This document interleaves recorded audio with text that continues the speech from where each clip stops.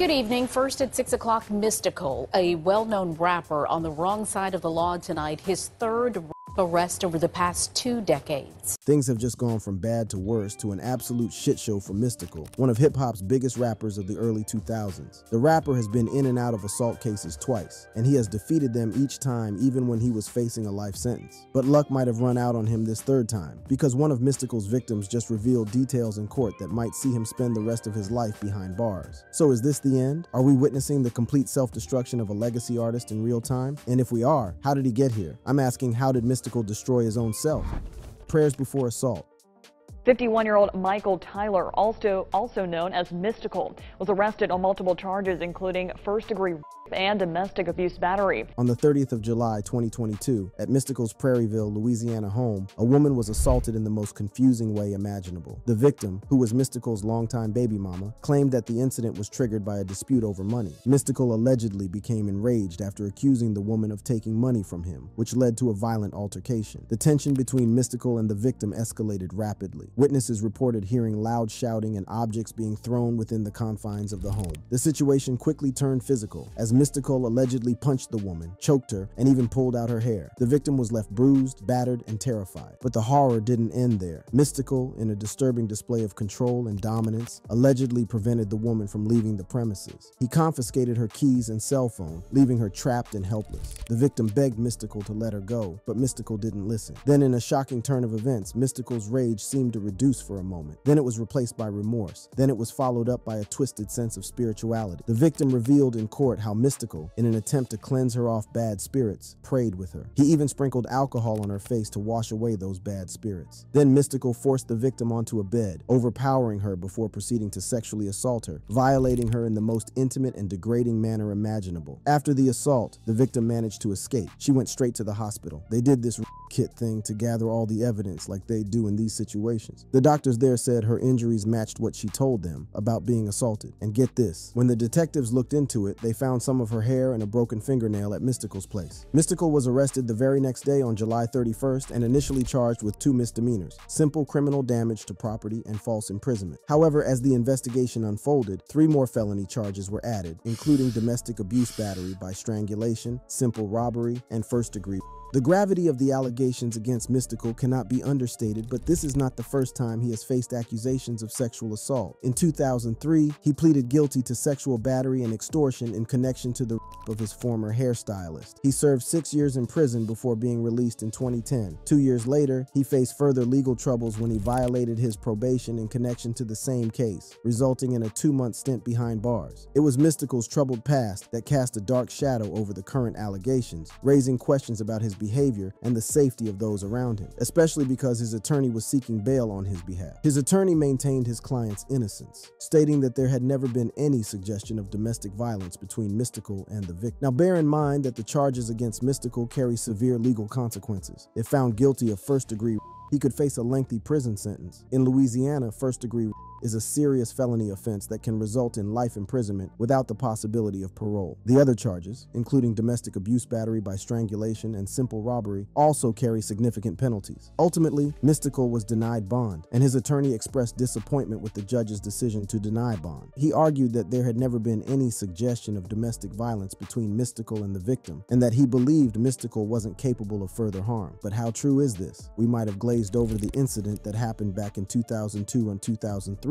but it was really serious, and it had a striking semblance to this case that might see him rot in the pen. Crazy enough, he pleaded guilty to sexual battery and extortion back in 2003, and even though you could say that he ultimately beat the case because he spent 6 years instead of the life sentence he should have gotten. However, he still had to be registered as a lifetime sex offender. Back in the summer of 2002, Mystikal asked his hairstylist to swing by his place in Baton Rouge, saying he needed his braids done, but there was more to it than that, and the hairstylist had no idea what she was walking into. Turns out, Mystikal had some serious money issues on his mind he wanted to address. And when she showed up, he laid it all out. He told her that he found out about some shady checks that she'd been cashing from his bank account, which totaled a whopping $80,000. Obviously, he wasn't happy. But instead of taking things up with the police like any normal civilian would, Mystikal decided to take matters into his own hands. And things escalated pretty quickly. The stylist started giving excuses that just just didn't add up. And soon enough, Mystikal got more and more frustrated. This is where things went down dirty. He told her that she could either have sex with him to make it all go away, or he'll go to the cops about the money mess. Feeling cornered and scared, the stylist reluctantly agreed to Mystikal's demands. But here's where it takes a really dark turn. Mystikal called up his two bodyguards, Ellis and Carter, and told them to come over right away. When they got there, Mystikal got Ellis to film everything, making sure every detail was caught on tape. Reports suggest that as the camera rolled, Mystikal became increasingly aggressive with the hairstylist, and the woman was violated by all three men. The incident left her traumatized and scarred. The hairstylist, overwhelmed by the weight of what had transpired, decided to report the incident to the police. The police, armed with the woman's report, swiftly took action. A raid was conducted on Mystikal's residence, and during the search, they made a shocking discovery. Hidden away in a safe, they found the tape that captured the disturbing events that had unfolded that fateful day. The evidence was damning, and the legal system swung into motion. On July 18, 2002, Mystikal, along with his bodyguards Leland Pokey Ellis and Versi V Carter, was arrested in connection to the incident. The charges were severe, including aggravated and extortion. In the midst of legal turmoil, Mystikal's attorney tirelessly negotiated with the state prosecutor, striving for the best possible outcome for his client. After rigorous discussions, a plea bargain emerged. Mystikal opted to admit guilt to a lesser charge of sexual battery in exchange for a reduced sentence. However, in December 2003, Mystikal withdrew his previous plea of guilt to sexual battery and no contest to extortion. The reason behind this sudden reversal was startling. It turned out that the prosecutors had handed the judge a videotape allegedly depicting the sexual assault. Mystikal's defense team feared this new evidence could undermine their case, prompting them to retract the guilty plea. To their astonishment, the prosecution agreed to keep the tape sealed and not present it as evidence. Yet when the judge requested to view the tape before sentencing, the prosecution agreed. Mystikal's defense felt betrayed, believing the tape would remain confidential indefinitely. On January 15, 2004, Mystikal was sentenced to a 6-year prison term for sexual battery against his former hairstylist. The judge took into account Mystikal's 2 prior arrests for drug and gun possession earlier in his career. Additionally, Mystikal was required to register as a sex offender under Louisiana state law. The judge criticized Mystikal's belief that he was above the law and that the plea deal had spared him from a harsher sentence. Mystikal's release from prison would be followed by 5 years of probation with strict conditions. Any violation of these conditions could result in up to 10 more years behind bars. Carter and Ellis, Mystikal's bodyguards, also faced legal consequences for their involvement in the incident. Carter served a 4-year sentence while Ellis served 3 years after pleading guilty. Mystikal also paid the woman $350,000, his way of continuing to try to make up to all involved for the distress. Now you hear all this and think to yourself, this has got to be a monster. How does anyone become so cruel to women? How does a black man become so cruel to black women? Then you circle back and it clicks. Actually, this is dumb. How can a man that was rich and could afford to get anything he wanted, women and material things, throw everything away in one mad act? Well, I wish I could give you a sensible answer. I wish I could give you a villain origin story. Unfortunately, I can't, because even the first tragedy in Mystikal's life doesn't justify the monster he became. The first tragedy. Major James Brown comparisons for obvious reasons. That's got to be a compliment. Big time.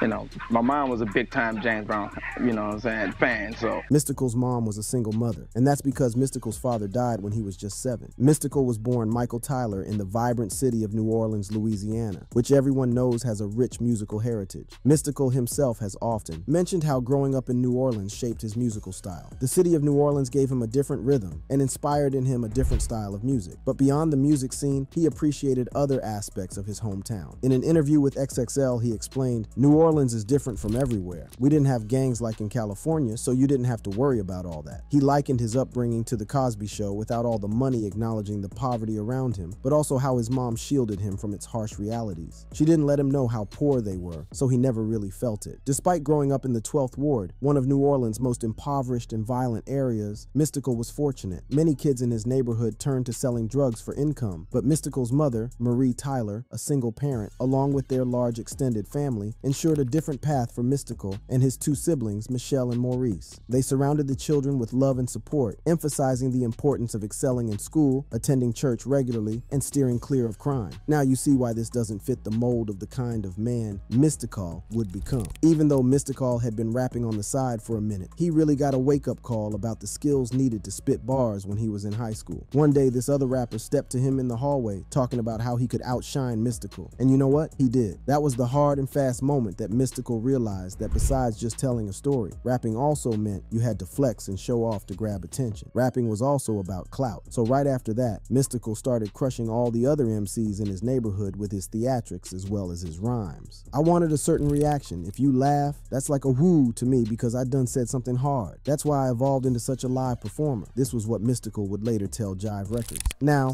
even though Mystikal was known for his lyrical game, he didn't initially make a name for himself in New Orleans through rapping. Nah, it was his moves on the dance floor with the Converse crew that caught folks' attention. But when dancing lost its shine, Mystikal, like a lot of other Southern hip-hop artists, switched gears to explore different sides of the culture, like rapping and producing, to express themselves. Over in New Orleans, KLC was holding it down in the rap game as a producer and DJ for the 9 Posse crew. He clocked Mystikal's unique style and brought the young rapper into the studio to lay down some early demo tapes. But the economic realities of life didn't spare Mystikal. He was broke. So as soon as he was done at Cohen High School and trying to make ends meet with a bunch of odd jobs, Mystikal decided to hit pause on his rap dreams and joined up with the United States Army. He served during the Gulf War while still keeping his ear to the ground for what was happening in the New Orleans rap scene, sneaking home whenever he could. Once his time with the Army was up, he came back to New Orleans, where the local rap groups and labels were starting to make waves nationally.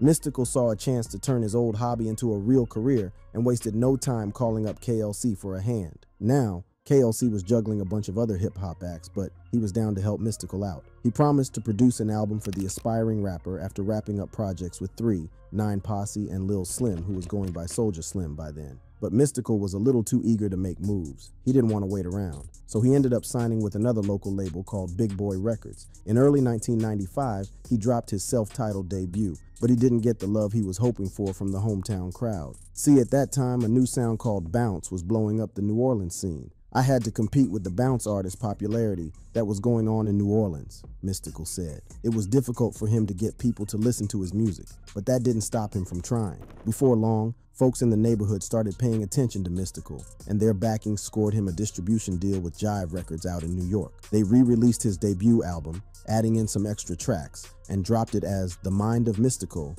in February 1995. That album moved over 500,000 copies and got airplay all across the country. But Mystikal still found himself in a tight spot money-wise. You know how they say sometimes it has to get worse before it gets better? Well, the reality of that quote was about to hit Mystikal like a freight train on a train track. Mystikal was the second born of 2 kids, his younger brother Maurice and his older sister Michelle. Michelle was his rock. She was just as talented as him, although in a different genre. She was an R&B artist, and she was good. So good that she collaborated with him on early tracks. She sang the chorus on Not That.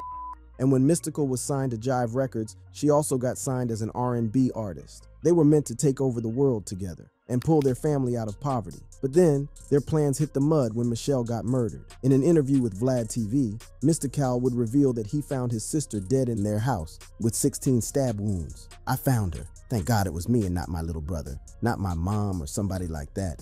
I found my sister in her bed dead with a Mystikal promotion t-shirt on saying, "I'm not that on it." That was the name of his first single, the same single she had collaborated with him on. To make matters worse, it was on his birthday. The prime suspect was Damian Neville, Michelle's boyfriend, but there was a problem. Damian was also the grandson of the famous Neville brothers. So you can understand why, despite the fact that Neville confessed to the crime, he was later acquitted because of lack of evidence. Mystikal chalked it up to the fact that his family had influence and his were nobodies. But Mystikal wasn't about to let it go. You can imagine the kind of grief he was constantly processing. He wanted revenge. In his own words, there was more than one way to skin a cat, but his mother intervened. She caught the rapper before he made a mistake that could have changed the course of his life and told him to choose a different option. So Mystikal, in his grief and anguish, obeyed his mom and redirected his pain into his music. He released a song called Murderer, in which he accused Neville of being responsible for his sister's death. The lyrics were filled with raw emotion and a burning desire for revenge. He dedicated several songs to his sister, which resonated with his fans who could feel the intensity of his emotions. Mystikal's grief was overwhelming. The loss of his sister, the pain of not knowing who was truly responsible for her death, weighed heavily on his heart. He couldn't comprehend how someone could commit such a brutal act, stabbing Michelle 16 times in her own home. The sheer brutality of the attack also left investigators puzzled. How could such a vicious and brutal act go unnoticed? No one heard any screams, no one heard any signs of a struggle. Anyone watching could see that this was an inflection point for the rapper, a canon event. But while grief turned some into better people, Mystikal saw grief eat him up and turn him into the worst version of himself. The success and the terrible fall of Mystikal's career. Like when I say I represent Third World Cali, yo, that's my hood, you know what I'm saying? I'm gonna bring my boy Mystikal out to give him some No Limit Soldier. Get Mystikal. He's on your label too, right? Yeah. Take that. Oh, Well, okay. the sun's gonna stay in my eyes if I put it backwards. Oh, no, you straight. After his sister's death, Mystikal's career began to see insane success, but he was already on the highway to hell, even if he didn't know it, because he would tell Vlad in an interview that after Michelle's death, he lost the fear of death. He was prepared to die at any time. In 1994, he released his debut album, Mystikal Madness. Fortunately, his debut caught the attention of fellow rap artist Master P, the CEO of No Limit Records. While Mystikal Madness garnered some attention within the local music scene, it was his sophomore album, Mind of Mystikal, released in 1995, that truly catapulted him to stardom. The album showcased Mystikal's raw and energetic delivery, blending elements of hip-hop and southern rap. Songs like Y'all Ain't Ready Yet and Here I Go became instant hits, earning him a dedicated fan base and critical acclaim. Besides rap music, Mystikal had another connection with the No Limits chief, Master P too, because he had lost a sibling. Master P's younger brother Kevin had died in a drug-related murder. So with Mystikal's first album for No Limits titled Unpredictable, Master P encouraged him to explore his feelings surrounding the tragedy. The album was released in 1997, and it contained a tribute to his sister called Shine, as well as a song addressed to Damian Neville called Murderer 2. In 1999, Mystikal returned with Ghetto Fabulous, produced by No Limit's production team known as Beats by the Pound, and featuring guest appearances by No Limit artists as well as Busta Rhymes and Naughty by Nature, two of the rapper's personal influences. In early 2000, Mystikal reunited with KLC at the producer's spacious home studio to start work on his next album, Let's Get Ready to Rumble, expected for release later in the year. Now a successful rap star with financial security, Mystikal lived in a large home in New Orleans in an exclusive gated community. He had gotten to the mountaintop. There were two paths now. He could either keep going up or he could fall all the way down. Well, at first it was up, because it was his fourth studio album, Let's Get Ready, released in 2000, that truly solidified Mystikal's place in music history. The album spawned several chart-topping hits, including the iconic Shake Your Ass and Danger, Been So Long. These songs showcase Mystikal's ability to create infectious party anthems while maintaining his unique lyrical style. Let's Get Ready became a commercial success, reaching platinum status and earning Mystikal widespread recognition. But then you never know what's happening behind closed doors. And for Mystikal behind closed doors, he was on the way down, full circle to where we began with this video. Scandals in 2002, he found himself embroiled in a highly publicized legal battle, which had a significant impact on his career. Allegations of sexual assault and extortion, resulting in Mystikal's arrest and subsequent legal proceedings. But at first, this did not undermine his talent and impact on the music industry. It slowed him down, but it didn't kill him. However, his incarceration in 2004 dealt the killing blow,